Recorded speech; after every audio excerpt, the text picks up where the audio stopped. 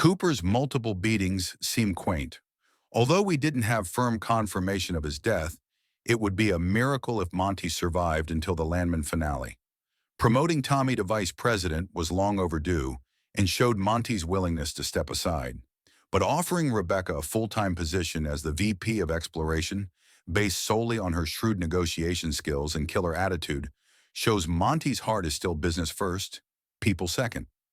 Maybe this is the story we've been waiting for, one that brings Demi Moore's Cammy into the spotlight.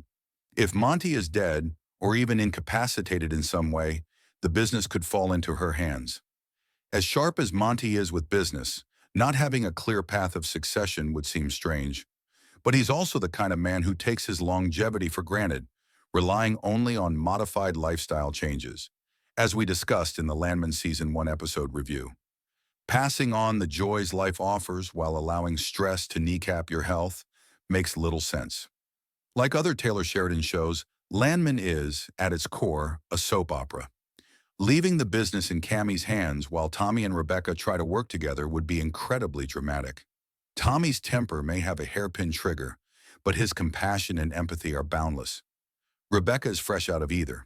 The idea of watching them navigate the intricate depths of the oil business is promising. From my perspective, it's a nightmare, and I'm not alone. Nate has no idea what working for Rebecca means, but if she negotiates like she litigates, there's not much hope for building bridges, and plenty of certainty for burning them. Before any new working relationship can begin, whether Monty survives or not, the cartel mess needs fixing. It seemed like a good idea to enlist the military for a round of war games to scare the cartel away. But that theory was tested when the games claimed actual civilian lives. The reserve commander was panicked. He was under the impression there were no people on that land. Tommy told him there were no oilmen out there. When we first met Rebecca, she revealed the heart of an activist.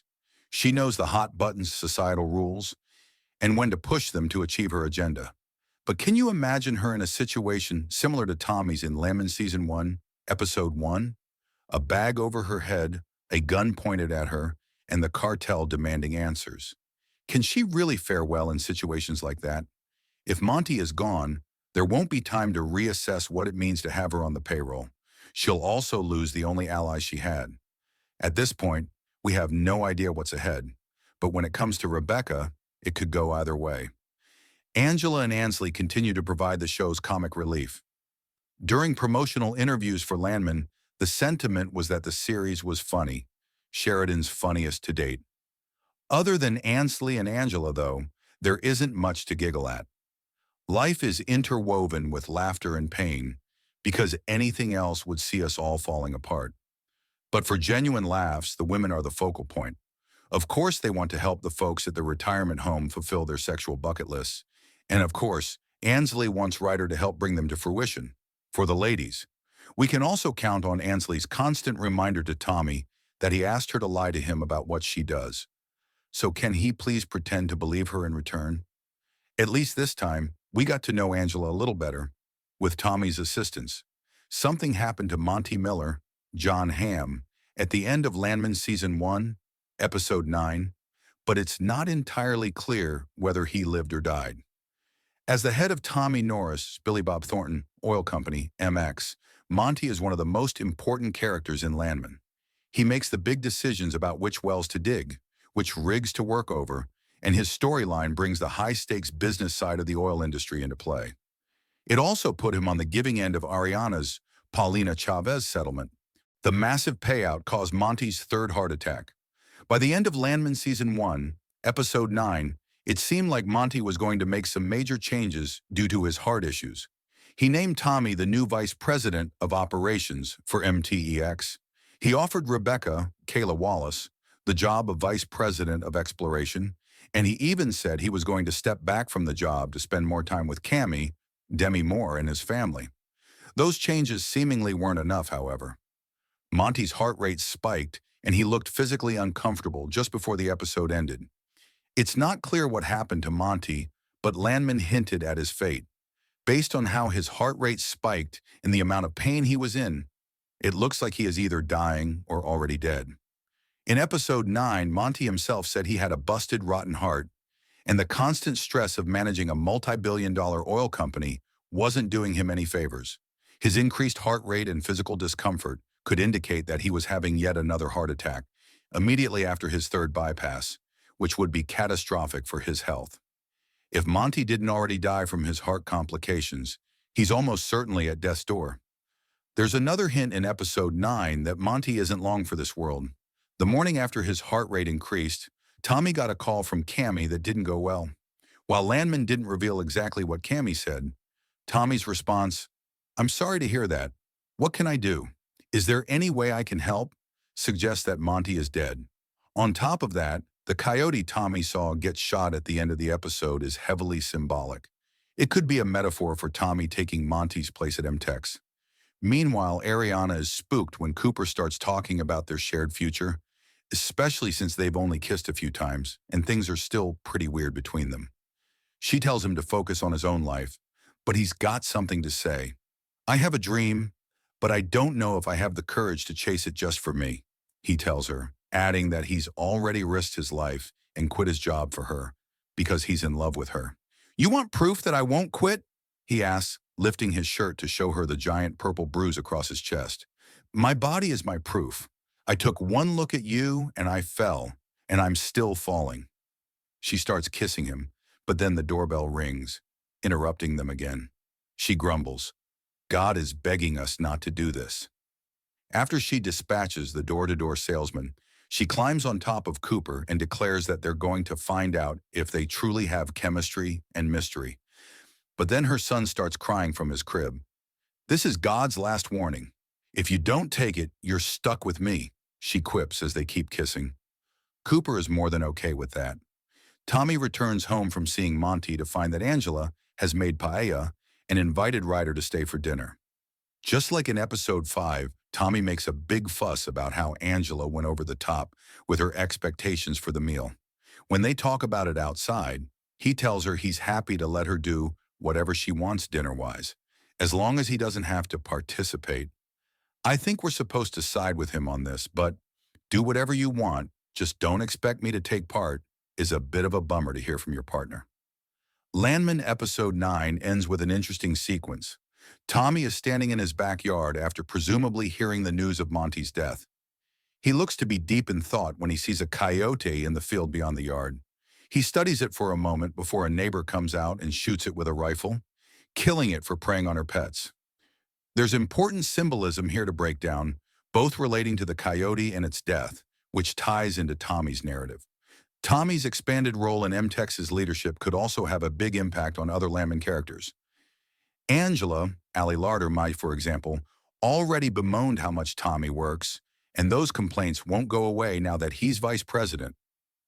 Cooper's, Jacob Laughlin, decision to start his own oil company will also put him in direct competition with MTEX, which should create new tension for the Norris family. Even Cammy could have more to do in the upcoming installments of Landman, as she could either take on a bigger role at MTEX or pursue a different path entirely.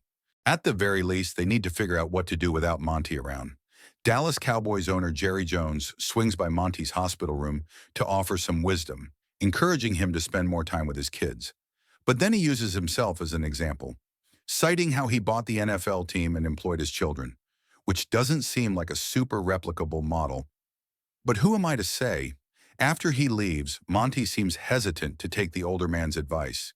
He blames his third coronary bypass on a bum heart, not the stress of his business, and he worries he'd have no purpose if he retired. That said, he tells Tommy, reluctantly, that he is planning to step back and name him Vice President of Operations. But there's a twist. Monty also offers a VP position in exploration to Rebecca, calling her the shrewdest negotiator I've ever seen and an absolute killer.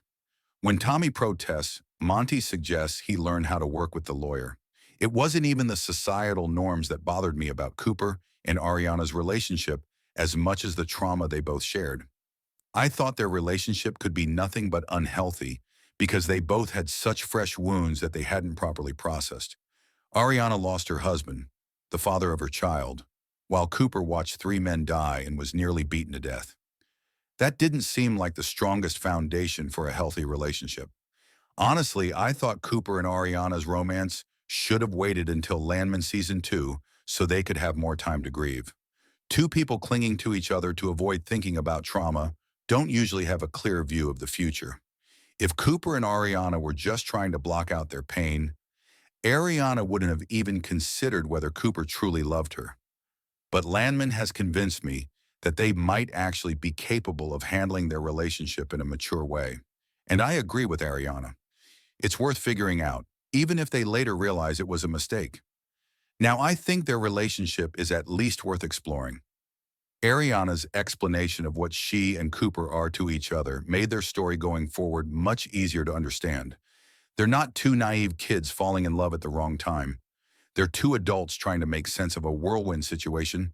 And if Cooper ends up being targeted again by Manuel and Antonio's friends, it won't be because of a mistake. It'll be a conscious decision to give their relationship a chance, despite the odds. I think their connection just got a lot more compelling, and I fully support whatever Landman has in store for Cooper and Ariana. When Monty wants to fire Cooper, Rebecca steps in and points out that it would be wrongful termination and illegal. But it doesn't matter because Cooper quits right then and there. After he hangs up, Monty's heart starts doing strange things in his chest, and I'm pretty sure it's not growing 3 sizes in a last-ditch effort to change. Rebecca explains that if Ariana agrees to take the money, she can never sue MTEX for anything. Ariana asks Cooper what to do, and he advises her to sign the agreement. Rebecca has become something of a joke to both of them at this point, but on her way out, Nathan is much kinder.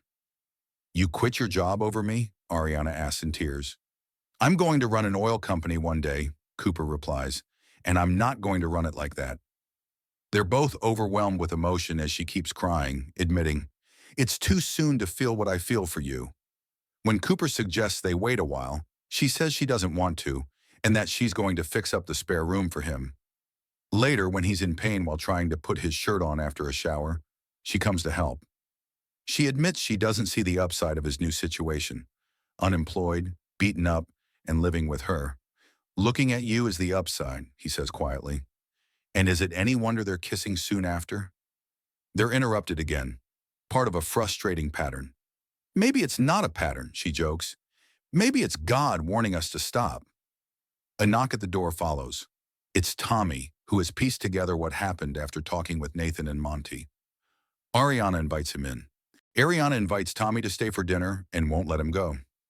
Meanwhile, Ryder takes Anley on a date to go swimming in a reservoir, lit by the gas flare from a nearby oil derrick. She decides she likes him and wants to test him, so she brings him to the nursing home, where she and her mom have been volunteering. She's delighted when he enthusiastically plays a game with some of the residents. Anley confides in one of the older women that she wanted to make sure Ryder was interested in her for more than just sex. This hour feels like a turning point for Ariana and Cooper, so we couldn't wait to talk to Paulina Chavez, who plays Ariana, about what might come next. Read on for her thoughts about why Cooper became Ariana's rock, how Billy Bob Thornton likes his Mexican food, and more. I've changed my mind about Ariana and Cooper Norris's relationship after Landman Season 1, Episode 8. Now I think they deserve to be together. Ever since the blowout that killed a big chunk of the cast, Cooper and Ariana were essentially destined to date. Cooper started helping Ariana around her house, cutting her grass and helping her with her bills. Then, in Episode 7, the two finally kissed after Cooper began staying at Ariana's house to recover from his injuries. While I didn't agree with it at first, I've changed my mind now. I'm not the only one who had issues with Ariana and Cooper's relationship developing so quickly after the explosion. Rebecca, played by Kayla Wallace, was furious and even tried to intimidate Cooper into signing a settlement agreement for far less than it was worth. Elio's friends even tried to kill Cooper for getting close to Ariana.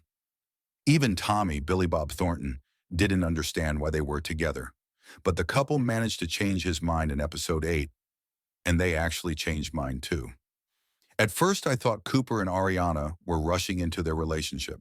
As Rebecca pointed out, in the span of just 3 weeks, Ariana went from being married to Elio to sleeping in the same bed as Cooper. Their relationship felt rushed, especially with all the outside pressures constantly adding stress.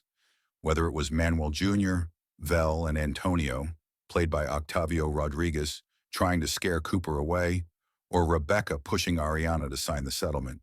It just didn't seem like they'd had enough time to truly form a strong bond. Still, whatever has been growing between Landman's Cooper and Ariana since the third episode has evolved into something real, even if it's still undefined by both of them. Sunday's episode opens with Rebecca getting Cooper alone in Ariana's backyard, using every bit of the self-assured intensity she displayed during the deposition. She tells him that the money MTEX is offering is enough to set Ariana and her son up for life. But if the widow wants to pursue damages, they'll have to scrutinize everything, including every member of her family. She threatens, "Do you have any idea how bad this looks? Husband dead less than a month and you're sleeping in his bed, the one person who survived the explosion completely unscathed." Rebecca insinuates that Cooper knew exactly what he was doing on the day of the explosion, that he planned it to kill Elio. "I will crucify you to destroy her. And I do mean to destroy," she says. Even though Cooper insists nothing she's saying is true, Rebecca replies, "I reject your truth. I think I'll invent my own." Inside, she and Nathan try once again to convince Ariana to take the settlement, but the young mom wants to know what Cooper thinks. Cooper responds, "You weren't standing on that doorstep this morning at 7 a.m. because you're sitting on a strong case." He points out that OSHA and other regulatory agencies would have a field day with the accident, and he's pretty sure MTEX hasn't even informed their insurance company. Cornered and fuming, Rebecca watches as Nathan calls Monty. They've barely begun discussing their options when Tommy walks in and asks what exactly is going on. Ariana says they're trying to figure it out, growing frustrated as she points out that a 22-year-old working on a workover crew would not be her ideal solution to this situation. But she does not back down under Tommy's questioning.